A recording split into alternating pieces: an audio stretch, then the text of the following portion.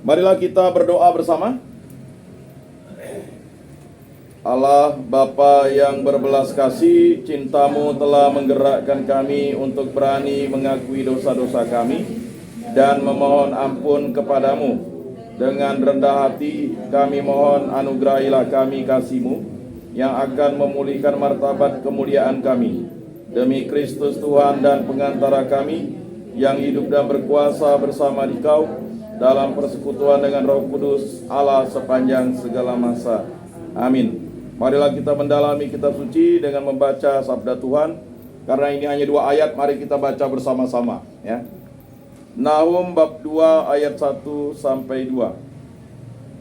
Pendobrak maju terhadap engkau, jagalah benteng, awasilah jalan, ikatlah pinggangmu kuat-kuat, kumpulkanlah segala kekuatan. Sesungguhnya Tuhan akan memulihkan kemuliaan Yakub seperti kemuliaan Israel. Sebab para perampas telah merampasnya dan membinasakan carang-carangnya. Demikianlah sabda Tuhan. Syukur kepada Allah. Bapak Ibu saudara-saudari yang terkasih, memang materi BKSN kita ini 2 ayat, tetapi 2 ayat itu maknanya dalam. Sebelum kita sampai pada penjelasan teks ya, pendobrak maju terhadap engkau ini artinya penjajah ya, atau pencuri. Nah, pada zaman sekarang itu pendobrak itu macam-macam, tidak lagi maju terhadap engkau, tetapi sudah ada di layar engkau. Ya kan?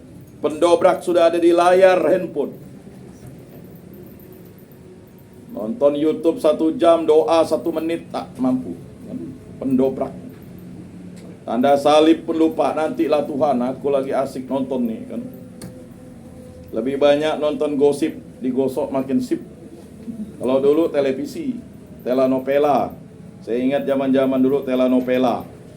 Dah habis telenovela, sinetron. Lama-lama macam-macam. Habis itu sekarang udah mulai tak laku, bergeser dah.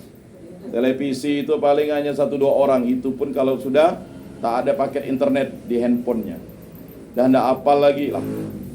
Sekarang sudah YouTube semua. Ya, 5 orang dalam satu keluarga tuh 5 handphonenya. Ada yang main game, ada yang memaki-maki, ada yang teriak, ada yang menangis, ada yang marah-marah. Jadi setan dan hantu melihatnya pun bingung. Kan?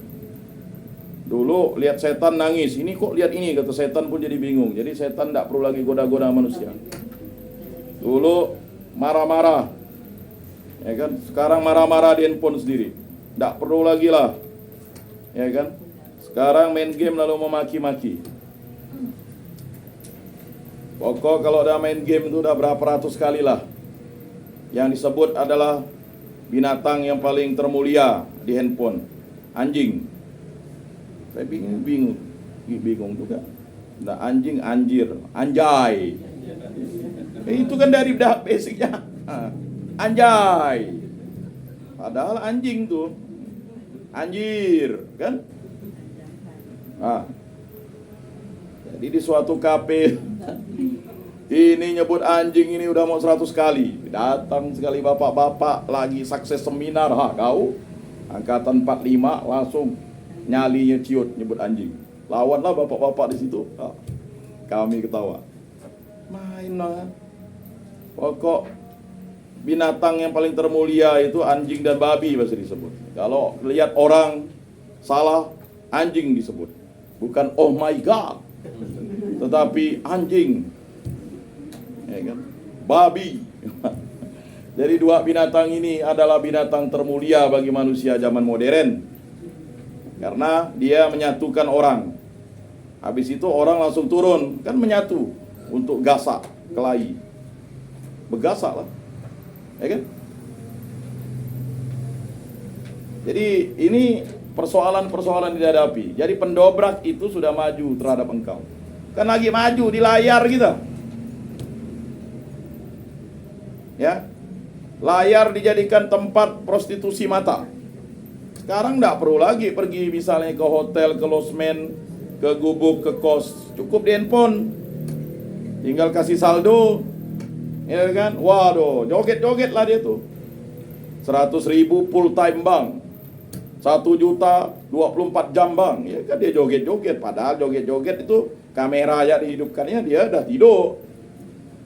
Yang nontonnya, makanya ya kan banyak terjadi percabulan, pemerkosaan. Dan yang kacaunya ini kalau di ini kan entah ngerusak moral orang kan misalnya. Jadi seakan-akan kayak misalnya yang Jepang punya itu kan. Jadi seakan-akan incest itu diaminkan. Bermain dengan bibi ketika paman di luar rumah. Kenapa bahasa kayak gitu? Ini kan artinya sudah mulai merusak kita, pikiran kita tuh. Dan ini rusak nih dia punya korteks lapisan.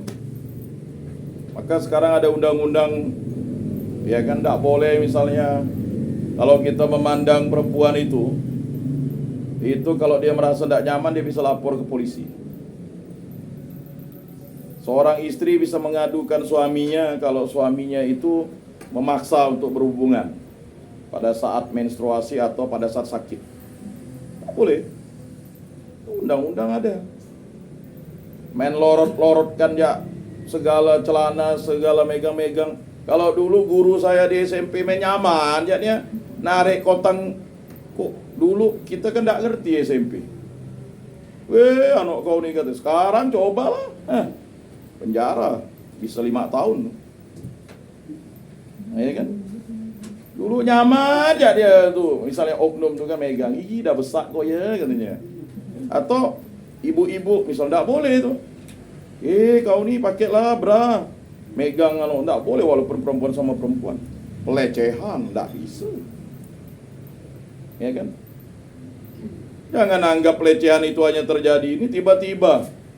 Ya kan? Lagi kita jalan, tidak boleh, bisa kena tuh sanksi. Nyaman main megang-megang alat vital kita, tidak boleh. Dulu kan ada biasa bergurau gitu kan, udah lama tidak ketemu. Atau misalnya perempuan sama perempuan main pegang ya, tidak boleh. Itu pelecehan. Pelecehan itu bukan hanya antara laki-laki dan perempuan, dengan anak-anak juga. Anak-anak yang udah dewasa. Jangan kan anak dewasa yang masih anak aja memegang, menyentuh tak boleh. Maka harus ada penjelasan. Dulu main sentil ya, dia nyaman ya, dia ponaannya ditarik-tarik, disentil ya, sampai teriak nangis orang tua, ada apa? Itu kan dia gurau dari mana kan? Nyentil, tidak bisa bu, Pak. Jadi jangan menganggap itu sepele ya, tidak boleh. Ada pedofil, nyaman dia pegang-pegang pantat anak orang, biarpun anak kecil, mencium-cium. Ya memang kita juga harus memahami itu. Mengapa Nahum ingin membongkar kebobrokan itu? Karena memang bangsa Asyur ini karena merasa penjajah seenaknya aja. Nah, seenaknya. Nah, itu yang membuat Yunus itu geram sebenarnya. Dan juga Nahum ini geram. Nah, ini penjelasan teksnya. Jagalah benteng. Nah, benteng. Kita nih, jagalah diri kita. Jadi jangankan itu. Pelecehan kata-kata aja itu bisa kena kita, body shaming misalnya. Kayak saya misalnya ini kan, bunting nih ya. Kalau saya merasa tidak enak, saya bisa laporkan pelecehan. Suka-suka kita, badan-badan kita, mau gemuk kah, mau kurus kah, mau yang besar itu perut kita kan, itu hak kita. Lalu dipegang-pegang ini tidak boleh. Walaupun itu teman, orang tua pun tidak boleh body shaming. Hak kita, ini kita mau kurus, mau gemuk, mau muka kita operasi plastik, itu hak badan kita sendiri. Itu urusan kita. Mau enggak berpupur kah, mau pupur ya kayak anak kecil tuh kan. Saya heran biasa anak kecil tuh dikasih pupur-pupur tuh. Itu tujuannya lucu kah apa? Kan enggak boleh juga tuh body shaming. Iya betul, rupanya itu dulu. Sekarang kan mana mau. Anak-anak pun sekarang tidak mau, dia kan dipoto. Jangan malah ya, itu harus ada privasi. Kata cyber tuh. Wah, bangga anaknya di Facebook, di foto. Anak itu sebenarnya merasa tidak nyaman.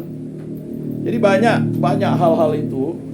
Ya makanya ya, mana foto anaknya tuh? Ya kan ada yang bangga anak ini foto, ya kan, waktu kecil. Padahal sebenarnya tidak menjaga privasi anak. Anak itu kan di privasi juga dijaga. Tidak semua anak itu kan dia tuh malu sebenarnya. Cuman karena bapak mamanya merasa dia punya kuasa, wah membanggakan, wah anak saya nilai rapotnya ranking 1. Saya bilang hebat Padahal anaknya itu tidak ada persetujuan anaknya, boleh tidak? Kalau anaknya tidak mau, tidak bisa. Nah, jadi sekarang itu undang-undang banyak, cuman kita harus berpikir yang jernih. Nah, mengapa harus kita sampaikan? Karena Nahum ingin membongkar itu.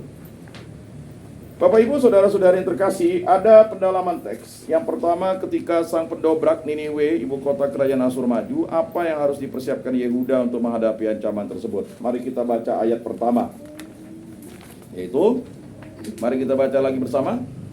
Pendobrak maju terhadap engkau, jagalah benteng, awasilah jalan, ikatlah pinggangmu kuat-kuat, kumpulkanlah segala kekuatan. Baik, itu dia.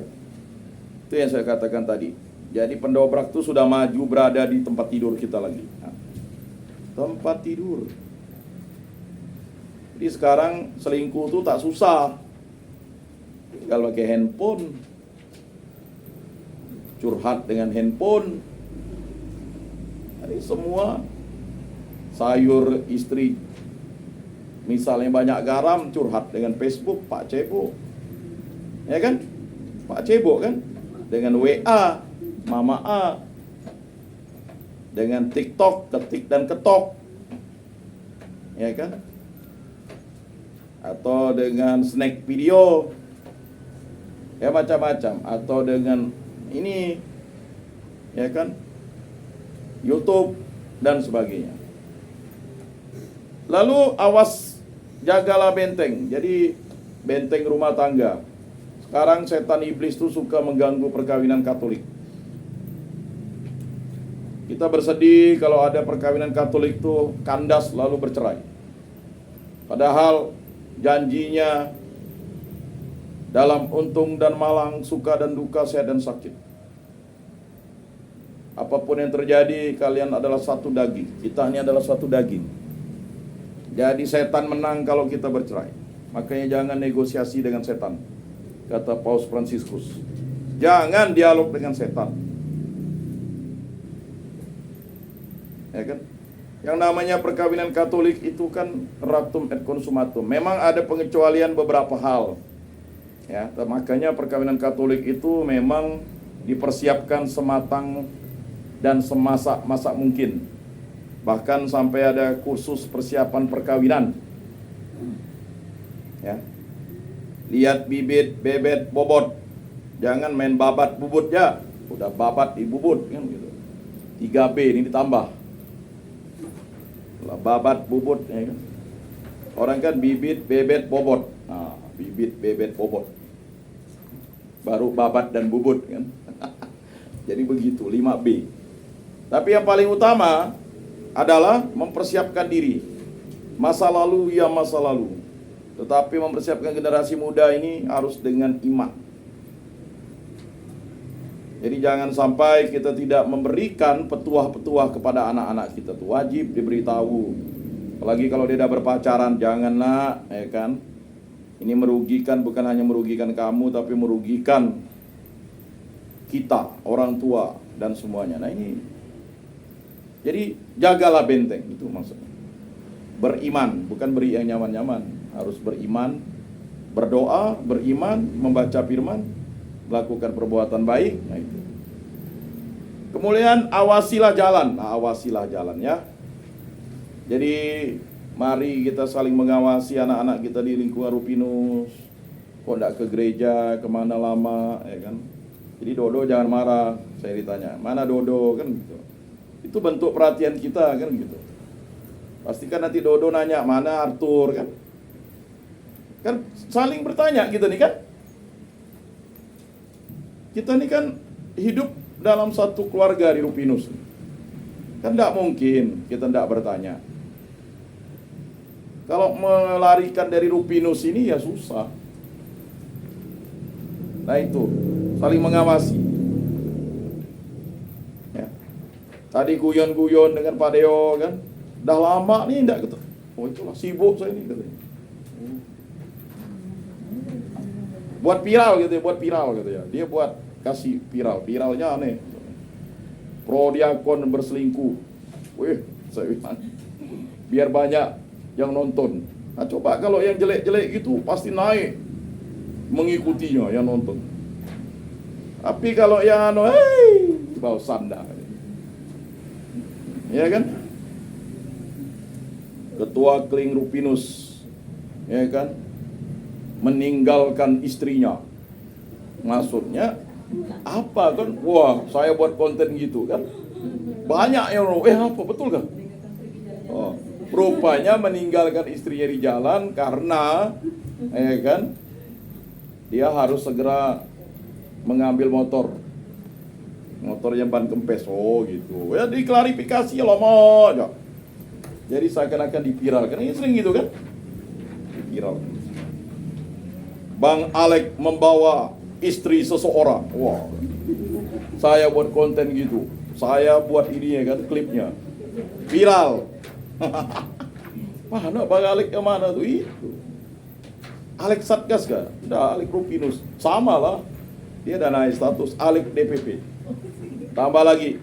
Ya kan? Alek Santo Arnaldus Jansen. Lalu tadi saya tambah Alek jenazah. Karena dia memandikan jenazah. Oh. Jadi banyak hal-hal viral itu. Jadi kita suka beritanya biasanya ada rupanya kan. Jadi supaya kita tuh mulai terkesan. Nah ini. Kemudian ikatlah pinggangmu kuat-kuat.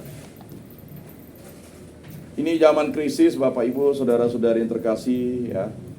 Marilah kita berhemat. Oktober naik nih. Aduh, susah. Motor di atas 150 cc tak boleh isi Pertalite.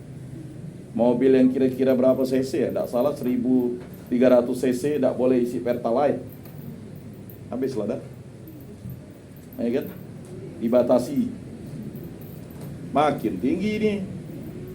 Ya kan? Makanya cari itu. Karena kita disuruh berhemat katanya. Tapi pejabat negara ya kan? Katanya kan, tapi betul kan enggak penerapannya kita enggak tahu. Tapi kalau motor memang di atas 150 cc. Ya, motor anak saya itu kan 155, habis lah tak bisa pakai Pertalite. Ya. Dibatasi. Ya kan dulu gitu juga gas 3 kilo kan. Kalau kita enggak pakai gas 3 kilo bisa kempor. Ya kan? Nah. Mana mau beli gas yang itu tuh? Ya kan? Ada 2 tuh di rumah mertua saya. Gas warna biru. Mana diisi?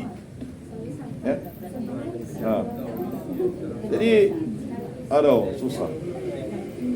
Nanti kalau udah itu naik lagi listrik.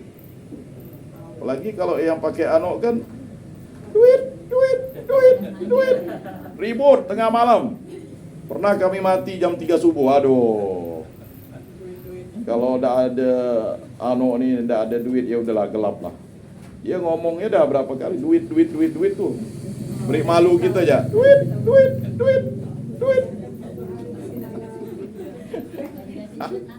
Enggak dikasih duit mati dia. Belum lagi air kan, naik lagi. Terlambat bayar 10.000. Lama diputus, disegel. Habis. Ya. Belum lagi nanti kalau misalnya pajak motor. Nah, ini kalau yang enggak bayar pajak motor beberapa tahun dianggap STNK bodong. Udahlah. Kayaknya bayarlah. Rupanya enggak semuanya dibebaskan. Kemarin saya bayar pajak itu.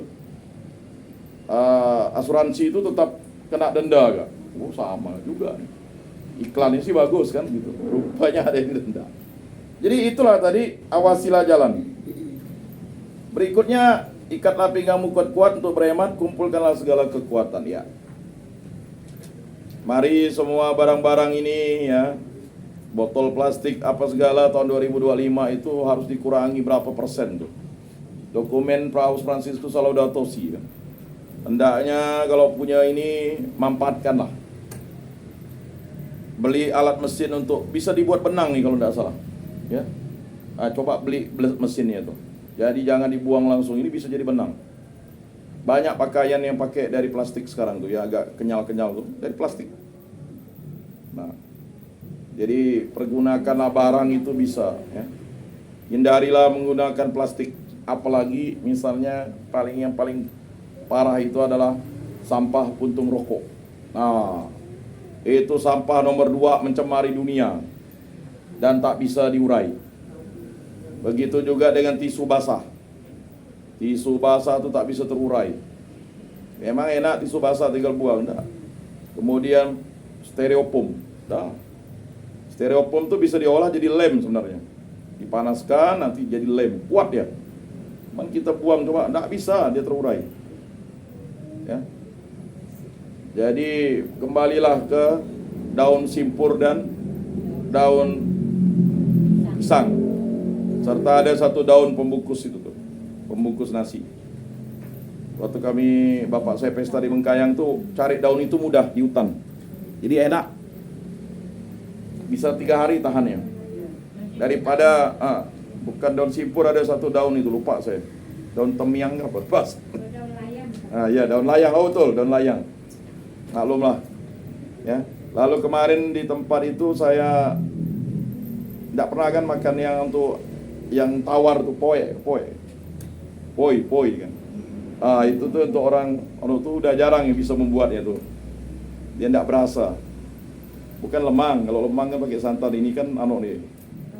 Nah, dia dibuat kue Dayak tuh.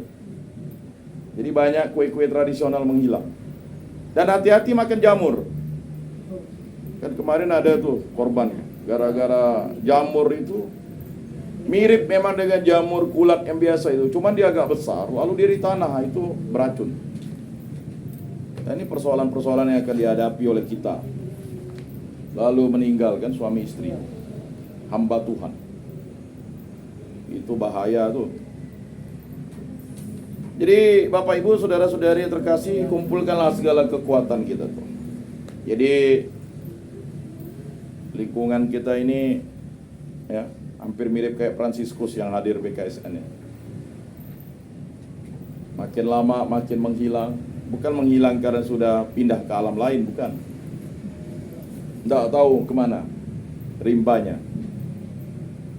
Dan itu perlu disadarkan bersama-sama dengan doa kita. Selanjutnya, bagaimana kedahsyatan kekuatan para perampas Niniwe, ibu kota kerajaan Asyur, dan apa dampaknya bagi Yehuda? Nah itu. Mari kita baca ayat 2. Ya. Sesungguhnya Tuhan akan memulihkan kemuliaan Yakub seperti kemuliaan Israel, sebab para perampas telah merampasnya dan membinasakan carang-carang.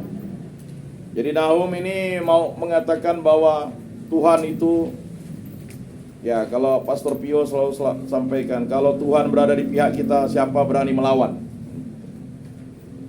Sebagai pengikut Kristus ini, tak ada gunanya debat agama. Saya udah bertahun-tahun mengikuti orang debat agama, akhirnya satu konklusi. Orang yang debat agama ini tujuannya apa sih? Menaikkan follower atau apa? Tapi memang ya ada 3, dialog, yang paling diutamakan dialog. Yang kedua diskusi, yang ketiga debat. Memang gereja Katolik sudah cukup lama menahan diri, akhirnya tidak bisa tertahan. Ya, ada beberapa yang harus menjelaskan. Tapi ketika jelaskan, kebakaran jenggot pula, marah pula. Akhirnya kan semuanya sia-sia. Tadi saya pas ke SPD mau main pingpong, ketemu seorang anak gadis tahun 2018 tidak dibaptis. Ya kan. Lalu dia konsultasi mengenai kawannya mau kawin Katolik, tapi tak daftar lingkungan, di lingkungan Fransiskus di Gang Triputri. Menurut informasi dari ibu yang tinggal di situ udah ada, tapi rupanya ada. seperti yang saya sampaikan data umat Katolik itu, kalau berdasarkan Sisduk Capil, umat Katolik itu semester pertama tahun 2023 itu 42.000 sekian-sekian. Berdasarkan BPS semester kedua tahun 2022 40.000 sekian-sekian. Berdasarkan data Bimas Katolik Mei 2024 43.000 sekian-sekian. Si Biduk ini malah turun. 32.000, kemana umat Katolik 10.000-nya? 30.000 ke 3 sekitar 12 sampai 13.000. Berarti itulah ketahuannya kan. Kalau data Sisduk Capil itu kan berdasarkan KTP dan KK kan. Nah, ada sekitar 12 sampai 13.000 umat Katolik belum terdaftar di Sibiduk. Nah, tidak tahu karena masalah apa. Nah, ini mari kita cek umat kita.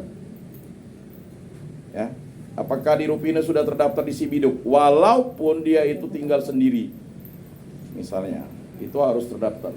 Nah, ini saya lihat itu kan saya udah minta data dengan Pak Meki itu kan udah 95% ke 93% gitu. Berarti ada yang belum mendaftarkan diri, maka kita anjurkan untuk mendaftarkan diri.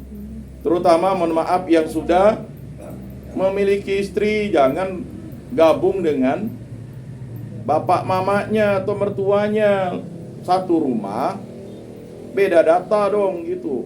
Boleh, tidak apa-apa. Di Jakarta tuh banyak, satu rumah sampai 13 kakak. Karena mungkin dia enak jadi penghuni Jakarta kan. Kalau udah merit itu, kecuali belum merit, belum nikah, kayak misalnya Bang Alek dan mamanya memang satu kakak, ya kan, karena belum menikah. Kalau yang udah menikah tuh harus beda kakak, walaupun itu, supaya untuk melihat itu. Lalu udah lama kawin, ndak didaftarkan istrinya, padahal istrinya udah masuk di situ kan. Nah mungkin, coba dicek lagi kan, karena ini penting. Atau dia dulu KTP-nya belum Katolik, rupanya dia sudah dibaptis. Nah, lalu belum berubah identitas. Nah, ini ada juga mungkin. Lalu kalau umat urban di Kota Pontianak ini, data Bimas Katolik itu 89.000. Umat urban itu adalah yang kuliah, kerja tuh. Kan banyak tuh beredar tuh. Nah, itu umat urban namanya. Umat yang dari daerah lain tinggal tapi lama juga ada di situ, harus aktif dong di lingkungan. Nah, ini penting ya, mengumpulkan kekuatan-kekuatan itu. Jadi Bapak Ibu saudara-saudara yang terkasih, menjadi umat Katolik ini luar biasa, terdata sedunia, di Indonesia apalagi di dunia kan. Nah, itu. Nah, jadi dengan data-data itu kita bisa ya yakin dan percaya ya, bahwa umat Katolik bertumbuh. Kan tidak mungkin umat Katolik tidak beranak, ya kan? Nah, jadi perlu kita data, kita cek lagi kembali. Apalagi di lingkungan kita ini kan hanya paling masuk Lamtoro sebelah ini kan. Habis itu depan Gang Aren, Gang Tebu 2, Gang Tebu 3, lalu dengan Gang Landak sebelah ini, lalu Gang Ujung sana, Pak Yosep di ujung kan. Kita kan batasnya Gang Tebu Ceria udah tidak ada, Bu Mariana kan udah meninggal, lalu rumahnya dari jual. Paling Pak Aribawono kan, Aribawono ya, betul ya? Itu sudah out, ya udah menjual rumahnya, udah pindah ke Toho kan. Nah, batasnya lalu ya Pak Ambros dan Ibu kan di situ di ujung. Nah ini, tapi juga ada pertambahan keluarga, misalnya kayak Pak Petrus Bong kan, si Lisa dan suaminya itu kan dah kakak beda deh sebenarnya, dah 2 kakak tuh, walaupun satu rumah. Kemudian seperti anak Bu Lim Sukeng, Bu Lim Sukeng sendiri, anaknya sendiri, kan nambah tuh sebenarnya umat Katolik. Ada memang 2 yang keluar kan, tapi ada juga nambah. Nah, jadi mungkin itu juga penting untuk kita meminimalkan kekuatan. Kemudian apa janji Tuhan bagi kehidupan Yehuda yang terpuruk oleh kedahsyatan kekuatan para perampas sebagaimana disampaikan Nabi Nahum melalui nubuatnya? Ya, kita bisa baca ya di bab 2 di ayat 2 lagi. Mari kita ulangi baca lagi. Sesungguhnya Tuhan akan memulihkan kemuliaan Yakub seperti kemuliaan Israel, sebab para perampas telah merampasnya dan membinasakan carang-carangnya. Jadi Tuhanlah yang memulihkan. Jadi kalau ada yang berpindah iman, doakanlah. Tuhanlah yang akan memulihkannya kembali. Jadi kekuatan doa itu luar biasa, ya, Bapak Ibu, saudara-saudari yang terkasih. Kayak di GBK mau hujan, orang nanya pawangnya pakai apa? 10 kali salam Maria, ya kan? Lalu enggak jadi hujan. Kalau hujan pun enggak apa-apa kan, enggak masalah. Pastor udah siap pakai mantel. Selalu siap kan gitu. Ini yang namanya umat Katolik siap dalam kondisi apapun. Kapan enggak salah hujan waktu kita enggak salah bulan kitab suci nasional sih enggak. Yang Maria itu ya, bulan 5 kan. Lalu ini umat Katolik ini sekali datang hujan kan. Tapi udah perarakan tuh, ya. Ya terkadang kita nih memang kekuatan doa itu penting.